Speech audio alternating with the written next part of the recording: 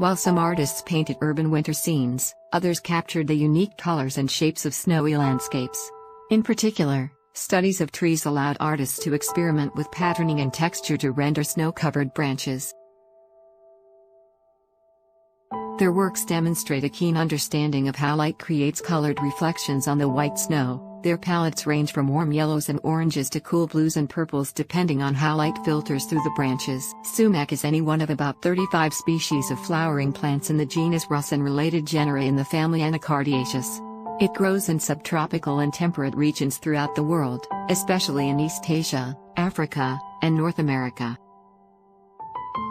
You'll see it a lot along the Highway 400, on the 401. Not that I suggest you harvest your sumac from such a busy highway, but we're going to take some country roads today, some nice gravel roads. I'm Sean Adler, the chef and owner of the Flying Chestnut Kitchen, as well as the chef and owner of Pow Wow Cafe.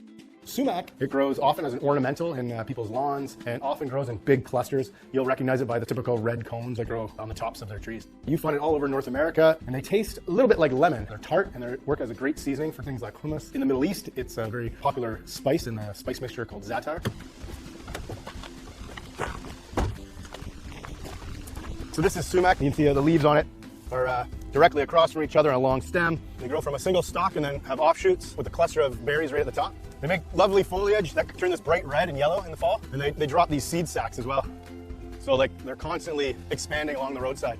Here's some nice and low, easy picking. You'll find they're a little bit sticky, and that's a good sign.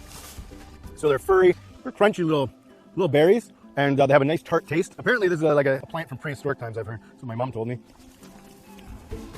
So here's a really nice sumac. You just run your hand along it and prick the top off. It's a beautiful color. If you find some that are kind of washed out and pale looking, that's not what we're looking for. We're looking for this bright maroon color. That really shows that they have a lot of flavor. When they're washed out, if it's been raining, wait a few days and they'll develop that stickiness back, which is where you get all the flavor from. Here's how you make sumac, son.